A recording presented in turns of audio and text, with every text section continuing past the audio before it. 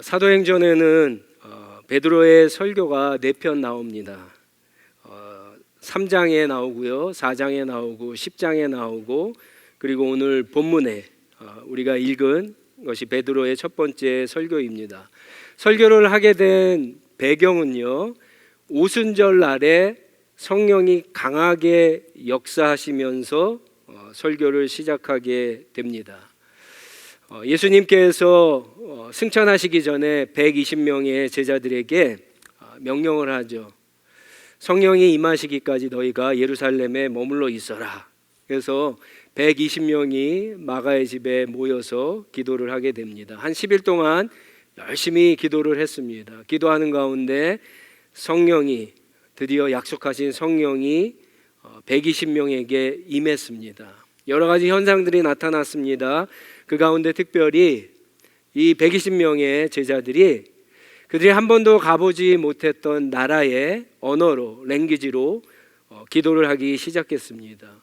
얼마나 크게 기도를 하는지 밖에서까지 다 들을 정도였습니다. 그 소리를 듣고 오순절에 예루살렘에 왔던 디아스포라 유대인들, 많은 유대인들이 술렁술렁이면서 모이기 시작했습니다. 아침 9시인데요, 그들은 제자들의 기도 소리를 듣고 그들의 방언을 듣고 그들이 술 취했다라고 했습니다. 사도행전 2장 14절에 보면 이때 이제 베드로가 사도들과 함께 일어나서 설교를 하기 시작하고요, 오늘 우리가 읽은 말씀은 그 설교의 절정이 되는 클라이막스 부분입니다. 32절에 보시면 베드로가 이런 설교를 합니다. 하나님이 예수를 살리셨다, 예수를 부활하셨다, 부활시키셨다라고 하는 거죠. 성경은 예수님이 죽었다가 자기가 스스로 살아났다고 하지 않습니다. 성경은 분명히 하나님이 무덤에 들어간 예수 그리스도를 살리셨다, 부활시키셨다라고 이야기합니다. 그리고 33절에는 이런 얘기를 합니다. 하나님이 예수를 높이 올리셔서 하나님의 오른편에 앉으셨다. 예수님이 승천하실 때 많은 제자들이 예수님의 승천하시는 모습을 보게 됩니다.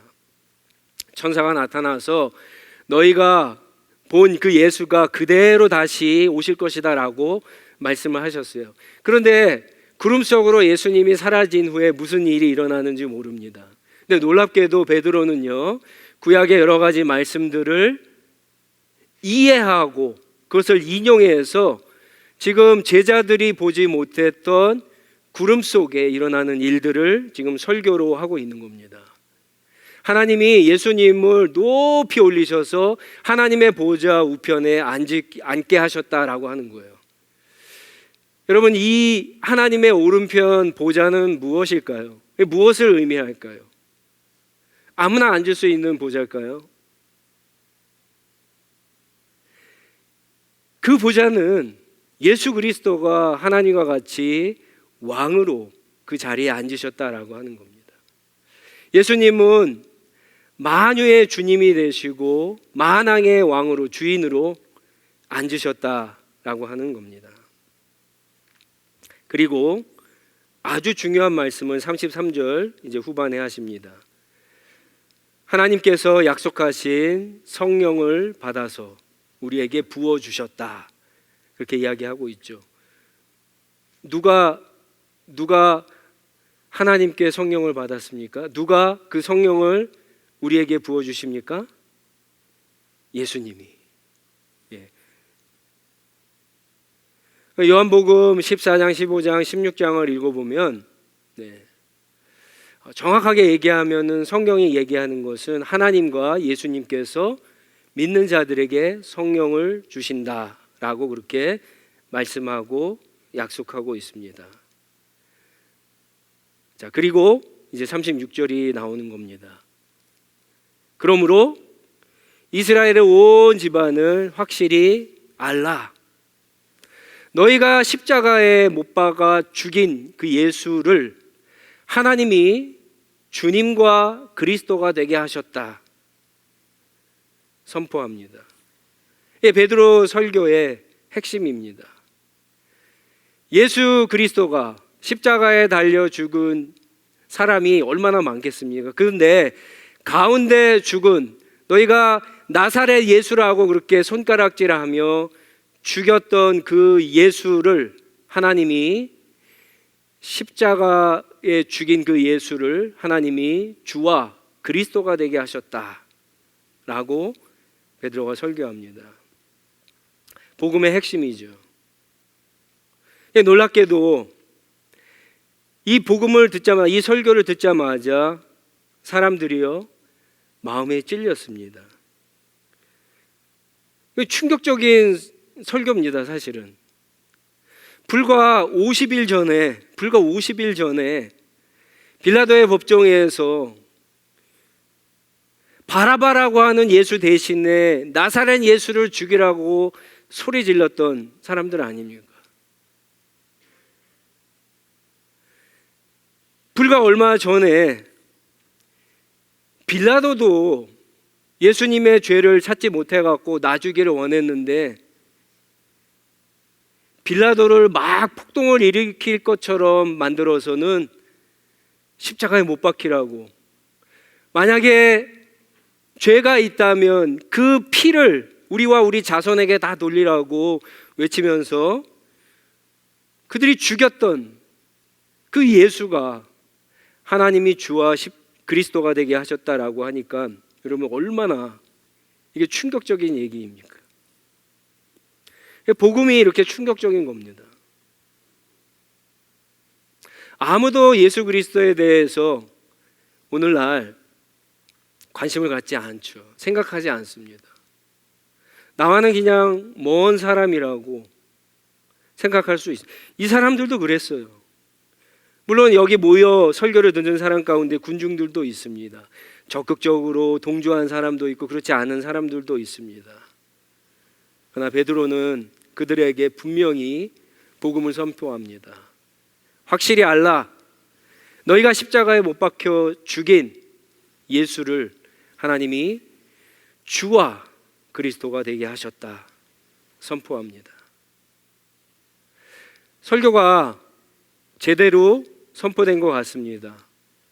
사람들이 무시하고 돌아가지 않고, 성경은 37절에 보니까 이 설교, 이 말을 듣고 마음에 찔렸다라고 그렇게 이야기합니다. 그러니까 죄를, 자신들이 어떠한 짓을 했는가, 죄를 졌는가를 알고 양심, 마음이 찔렸다라고 하는 거예요. 그리고는 베드로와 사도들에게 형제라고 부르면서 우리가 어떻게 하면 되냐, 이런 질문을 하게 됩니다. 그러자 이제 38절에 베드로가 두 가지의 요구와 한 가지의 약속을 합니다. 너희가 회개하고 세례를 받으면, 이게 요구죠, 성령을 선물로 받을 것이다.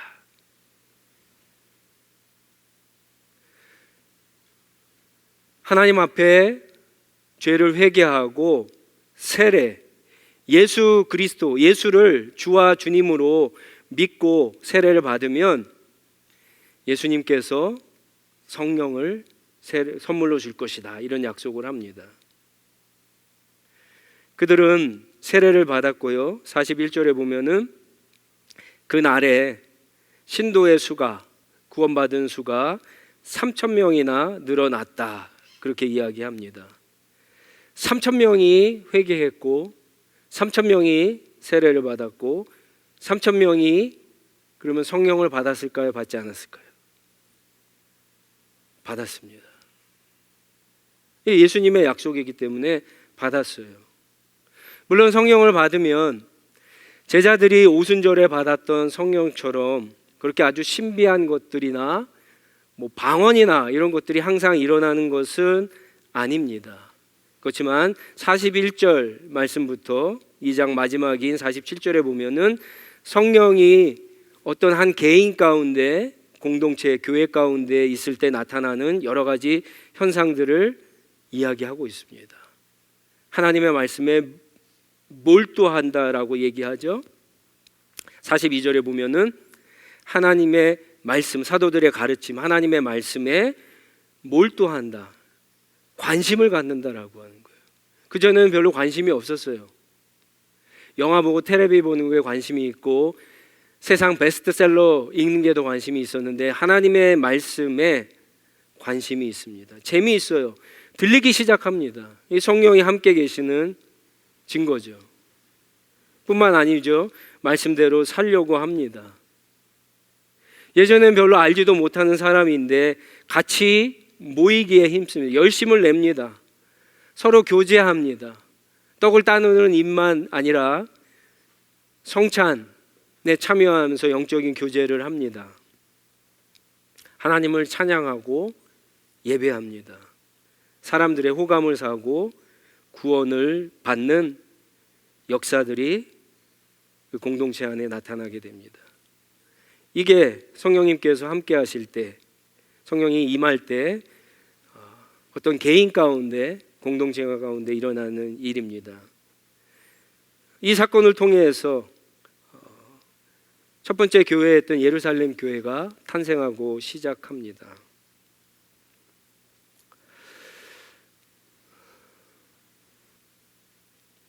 이스라엘 온 집안은 확실히 알라라고 베드로가 설교하는 이 설교의 말씀을 우리가 주목해 볼 필요가 있습니다. 여러분, 복음을 확실히 아십니까?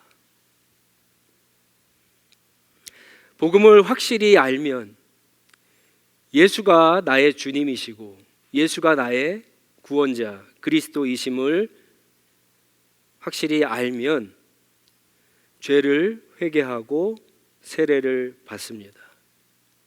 그러면 성령을 선물로 받고 예수님을 주님으로 그리스도로 모시고 사는 삶이 가능하게 됩니다. 우리가 머릿속으로 예수님을 주로 그리스도로 인정한다고 그런 삶을 사는 것이 아닙니다. 지금 이 설교를 하고 있는 베드로와 사도들의 상황을 한번 생각해 보십시오. 불과 50일 전, 불과 며칠 전만 하더라도 이들은 사람들을 무서워해서 비겁하게도 3년 동안 그렇게 사랑을 해 주었던 예수님을 배신하고 배반하고 예수님을 떠나갔던 사람들이에요. 다 숨어 있던 사람들입니다. 근데 어떻게 이런 사람들이 자신들을 보면 잡히면 죽을 수도 있는데 그런 사람들 앞에 나서서 그들이 십자가에 못 박아 죽인 예수가 주와 그리스도라고 어떻게 이렇게 이야기할 수 있을까요? 성령이 임하셨기 때문에 일어나는 일들이에요. 어떤 분들은 부활하신 예수님을 만났기 때문에 그렇지 않냐 이렇게 할 수도 있는데 사실 사도행전에 보면은 좀 이것보다는 포커스가 성령의 임재에 맞춰져 있는 것을 보게 됩니다. 왜냐하면은 부활하신 예수님께서 제자들을 한 7번에서 10번 정도 만나 주시거든요. 그렇죠? 복음서를 읽어보면 이렇게 만나 주시고 그런데 제자들이 어떻게 했죠? 부활하신 예수님을 만났으면 여러분 예수님이 여기 지금 나타나셨어요. 예수님을 여러분들이 보셨어요. 그러면 여러분들은 어떻게 하겠어요? 어쩌면은 여러분들 가운데는 예배를 드리다가 뛰쳐나가갖고 아니면 저쪽 뒤에 가서 전화로 지금 예수님이 우리 교회에 나타났어. 빨리 와서 예수님을 보라고 예수님을 믿어야 된다고 이렇게 전도하셨을지도 모릅니다. 근데 무려 10번이나 7번에서 10번을 부활하신 예수님을 봤는데 그때는 제자들이 전도하지 않았어요. 요한복음 21장에 보면 어떻게 합니까? 다 고기 잡으러 갔어요. 그냥 심심해서 취미로 고기 잡으러 간 게 아니라 옛날로 돌아갔다는 거예요. 부활하신 예수님을 만났는데도 옛날로 돌아가서 옛날처럼 고기나 잡으며 살지라고 했던 거예요. 그런데 거기에 예수님이 나타나셨고 베드로를 비롯한 제자들을 회복하신 후에 그들에게 하나님 말씀을 하나님 나라 복음을 가리키며 사도행전 1장 8절 말씀을 주시죠. 성령이 임하기까지 예루살렘에 머물러 기도하라고, 기다리라고. 성령이 임하셔야지 땅끝까지 복음을 전할 수 있다라고 이야기하시고는 하늘로 올라가시죠. 그리고는 어떻게 됐는지 모릅니다. 그들은 모여서 기도하기 시작합니다. 한 10일 정도 기도합니다. 기도할 때 성령이 강하게 역사하시죠. 성령의 강림 사건은 그래서 아주 중요한 의미가 있습니다. 십자가에 죽으시고 부활하시고 승천하셔서 하나님의 보좌 우편에 앉아서 그리스도와 주님이 되신 예수님께서 하신 첫 번째 일이 뭐냐? 성령을 보내주시는 거예요. 여러분, 복음서에 보면 예수님께서 내가 내 교회를 세우시겠다라고 하셨잖아요. 지금 교회가 탄생했잖아요. 어떻게? 성령을 통해서. 교회는 복음을 전할 때 예수님께서 성령을 보내주심으로 탄생하는 겁니다. 구원의 역사는 그렇게 되는 거예요. 우리가 모여갖고 머리를 짜내갖고 교회가 세워지는 게 아닙니다. 교회는 그렇게 세워지지 않습니다. 그런 교회는 가짜예요. 다 무너집니다. 음부의 권세를 이길 수 없습니다. 교회는 예수를 주와 그리스도로 고백하는 그 믿음의 고백 가운데 주님이 성령을 보내심으로 세워지는 게 교회입니다. 한 사람의 교회도 그렇고요, 우리 공동체가 모이는 교회도 마찬가지입니다. 그래서 가장 중요한 게 뭡니까? 먼저 복음을 알아야 되는 거예요. 복음을. 의외로 복음이 뭔지 모르시는 분들이 많아요. 복음은 예수가 그리스도이고 주님이 되셨다라고 하는 것을 믿는 겁니다. 그러면 그 그리스도와 주님 되신 예수님께서 약속하신 성령을 보내주시고 우리가 예수님의 제자로, 예수님의 증인으로 그렇게 살 수 있습니다.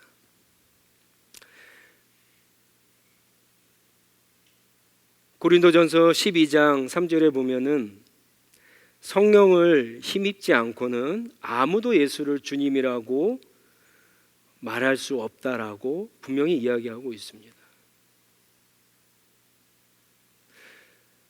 내가 예수를, 나사렛 예수, 십자가에 돌아가신 예수, 내가 이전에 별로 관심이 없었던 그분, 내가 무시하고 멸시하고 어쩌면 과거에 내 친구가 나에게 전도했던 그 예수, 지금도 예배를 드리지만 내 삶 가운데 나의 주님으로, 나의 인생의 중심에 가장 우선순위에 두고 따르지 않는 그 예수, 그 예수를 아직도 주님으로, 그리스도로 인정하고 따르지 않고 있다면 아직 성령을 받지 못한 겁니다. 성령을 받아야지만 예수를 주님이라고, 그리스도로 고백할 수 있습니다. 그리고 그 고백이 내 삶 가운데 실제가 될 수 있습니다. 왜냐하면 예수님이 약속하신 성령을 보내주심으로, 성령이 우리를 도와주시고 함께 해주시고 인도해 주심으로 그런 삶을 가능하게 됩니다. 베드로와 제자들처럼. 여러분, 예수님께서 사도행전 1장 8절에 성령이 임하면 증인이 된다 그랬잖아요. 여러분, 증인이 뭘까요? 증인은 법정에서 자기가 보고 듣고 확신한 말을 이야기해야 되잖아요. 그렇죠? 예수의 증인이면은 예수를 이야기해야 되잖아요. 예수가 주님이시고 그리스도라고 하는 사실을 이야기해야 되잖아요. 근데 증인이 아무 말도 하지 않고 있어요. 증인이 묵비권을 써요. 그러면 증인일까요? 스틸 범죄자일까요?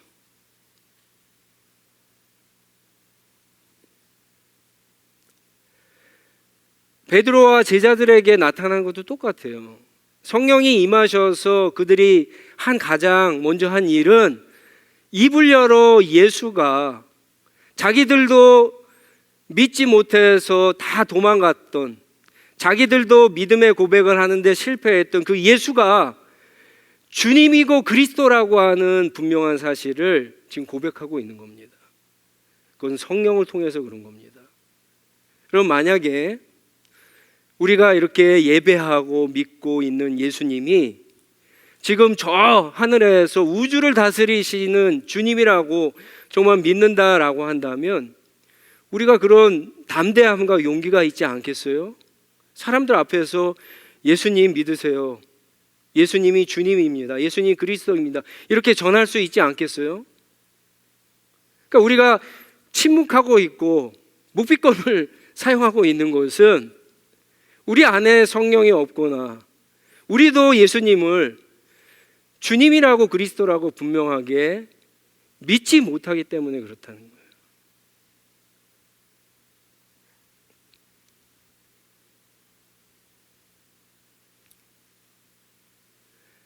예수를 주와 그리스도로, 복음이죠, 복음을 확실히 알고 믿고 전하는 저와 여러분들이 되시기 바랍니다. 우리 교회 비전 선언문 다 기억하시죠? 주보 맨 첫 장에 나옵니다. 매년 한 번씩 물어보는데 기억하시는, 외우시는 분? 주여. 네, 외우실 줄 압니다. 예, 주보에 보시고 외우셔야 돼요. 우리는 복음을 전하고, 전하는 게 또 나옵니다. 공동체를 만들고, 그렇죠? 하나님 나라에 참여한다. 매년 이 비전을, 우리에게 주신 이 비전을 성취하기 위해서 5가지 핵심 가치를 가지고 목회 방향을 정하고 우리가 계속해서 거기에 집중을 합니다. 복음, 그리고 예배, 다음 세대, 씨앗, 그리고 세상. 우리가 살고 있는 이 세상이 하나님 나라가 임해야 되니까. 근데 올해는 작년에 이어서 오늘 우리가 살펴본 사도행전 2장 36절 말씀을 인용해서 복음을 확실히 알고 전하는 해로 교회 표어를 삼았습니다. 복음을 확실히 알아야죠. 알아야 믿죠. 그렇죠? 예수님의 말씀인지 믿어야 순종하죠. 순종해야 여러분 우리가 전할 수 있잖아요. 복음, 예수가 주님이고 그리스도이심을 확실히, 경상도 분은 확실히 그러죠. 확실히 알고 믿고 전하는 저와 여러분들이 되시기 바랍니다. 복음을 확실히 알려면 어떻게 해야 되겠어요? 제자들도 예수님이 보여주신 사람들만 부활하신 예수님을 봤어요. 예수님의 십자가의 죽음을 목격한 제자는요, 요한밖에 없어요. 이건 굉장히 중요합니다. 오늘 우리가 예수님의 십자가의 죽음을 눈으로 보거나 부활을 보지 않아도 돼요. 하나님이 기록하신 말씀을 읽을 때 그냥 믿으면 되는 거예요. 그러면 믿고, 지금 이 복음을 듣는, 설교를 듣는 사람들이 마음의 찔림을 받아서, 그리고 어떻게 하면 됩니까? 회개하고 세례를 받으면 되는 거예요. 그러면 성령을 부어주시고 우리는 예수 그리스도의 사람들, 제자들, 하나님의 자녀 백성들이 되어서 주님을 전하고 주님과 동행하는 그러한 삶을 살게 되는 겁니다. 우리가 이 예수님을 주님과 그리스도로 믿지 않는 가장 커다란 두 가지가 있어요. 그 중에 하나가 뭐냐면은, 어쩌면 우리는 예수님을 믿기는 하지만 이 베드로가 성령을 받아갖고 지금 예수님이 만왕의 주님이 되셨다는 사실을 잘 믿지 못하는 것 같아요. 그리고 그분을 제대로 사랑하지 못하는 것 같아요. 어떤 관계가 깨질 때를 보면 어떤 것들이 들어와서 이 두 개의 관계가 깨질 수 있잖아요. 그랬을 때 이 깨지는 어떤 그런 상황들을 보면은 두 사람의 신뢰나 사랑이 약하거나 가짜였을 때 깨집니다. 우리가 이렇게 주님께 예배 드릴 때 예수님이 나의 주님이다 이렇게 고백하지만 실제로 살아가면서 예수님보다 다른 거에 관심을 갖고 쫓아가는 것은 예수님을 신뢰하거나 예수님을 사랑하는 게 단단하지 못하다는 거예요. 그러니까 자꾸 한눈 파는 거예요. 다른 거 쳐다보고 다른 데 기웃거리고.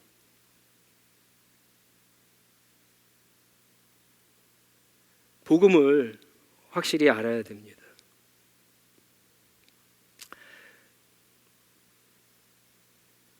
가장 큰 문제는 예수님이 우리에게 말씀하실 때 말씀이 뭔지 모르고 분별하지 못한다는 데 있어요.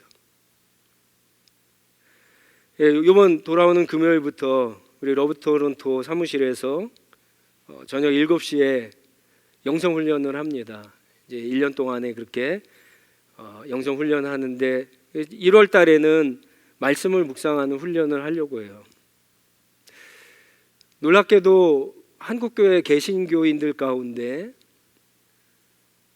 매일 성경을 읽고 묵상하고 하나님의 말씀이 뭔지 깨닫고 그것을 붙잡고 사는 사람이 불과 3%에서 5%라고 해요. 놀라셔야 돼요. 놀라셔야 돼요. 아니 어떻게 성경을 읽지 않고 하나님 말씀을 모르면서 신앙생활을 제대로 할 수 있어요? 주일날 설교 한번 듣는 걸로 할 수 있을까요?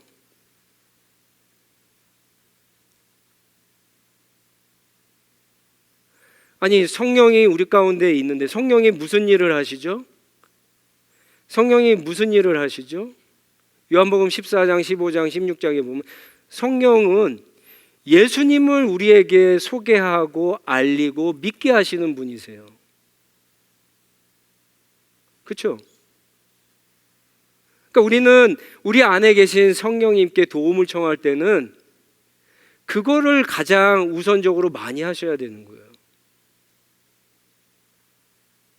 근데 우리는 성령님한테 도움을 구하고 여러 가지를 할 때 가장 중요한 거 빼놓고 별로 중요하지 않는 것, 물론 중요하지는 않지만 다른 것들을 도와달라고 할 때가 많잖아요. 여러분 성경을 올해는 많이 읽으세요. 공부하세요. 제자 훈련하세요. 무엇보다도 여러분 성경을 읽고 이 기록된 이 성경이 예수님에 대해서 이야기하잖아요. 예수님의 말씀, 하나님의 말씀이잖아요. 그럼 이 기록된 성경을 읽을 때 하나님의 음성을 듣는 법을 여러분이 훈련하셔야 돼요. 신앙생활이 이렇게 달라지는 모멘텀이 있어요. 그 중에 하나가 저는 말씀 묵상이라고 생각을 해요. 똑같이 성경을 읽었는데 어떤 사람은 좋은 말씀 그리고 덮고 어떤 사람은 그 안에서 하나님이 나에게 주신 말씀이 뭔가를 깨닫고 그것을 붙잡고 그것을 머릿속에 담아두고 있다가 삶을 살아가면서 그 말씀을 끄집어 와갖고 내가 세상적인 방향으로 세상적인 원리로 살려고 하더라도 이 말씀이, 나의 주님이 주신 말씀이 나를 쳐서 복종시키고 나의 욕심과 정욕을 제어해버리고 순종할 수 있도록 그렇게 이끌어가는 게 주님과 함께하는 삶이고 성령을 따라가는 삶이에요. 그럼 가장 중요한 게 뭐예요?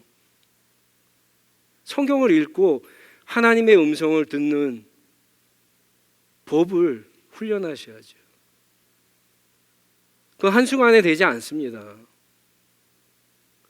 굉장히 오랜 시간이 걸립니다. 저는 10년 동안 신학을 공부한 사람이에요. 성경도 많이 읽었어요. 제 경험으로 말씀드려도 몇십 년이 지나야지 그거 할 수 있어요. 하루 이틀에 되는 게 아닙니다. 훈련을 하셔야 돼요.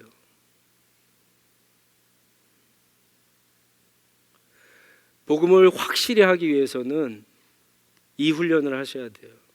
또 한 가지는 복음을 확실히 한다라고 하는 것은 여러분이 복음을 이해하고 여러분의 말로, 여러분의 언어로 복음을 전할 수 있어야 됩니다. 사도행전에는 우리가 베드로의 설교를 살펴봤지만 바울의 설교도 많이 나옵니다. 베드로와 바울의 설교는 다 복음 설교예요. 결론은 똑같아요. 예수 그리스도. 그러나 도입하는 부분부터 진행하는 게 다 다릅니다. 왜 다를까요?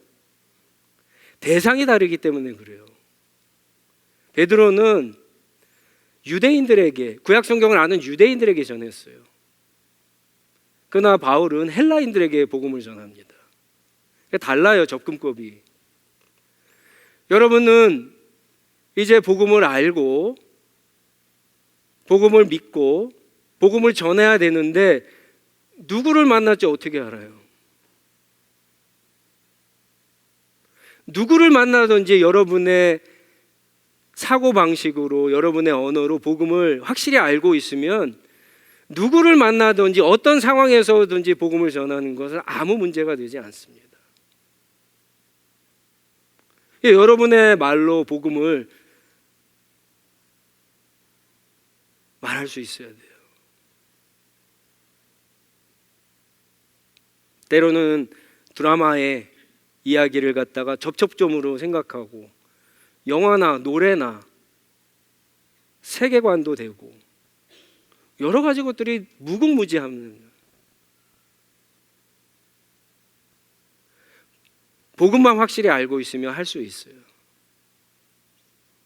유명한 칼바르트가 이야기한 것처럼 그리스도인들은요, 한 손에는 성경을, 한 손에는 신문을 들고 있어야 되는 거예요.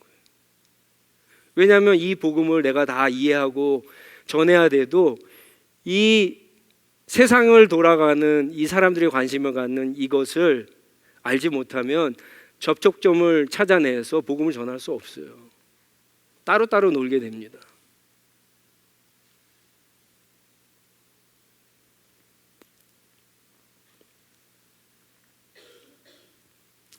복음을 확실히 알아야 됩니다.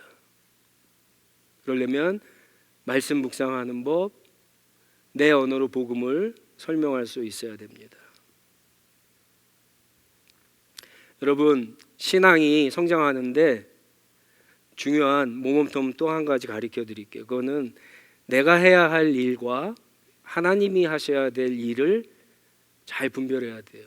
하나님이 해야 되는데 내가 하고, 내가 해야 되는데 하나님이 하시도록 가만히 있으면 엉망진창이 되겠죠.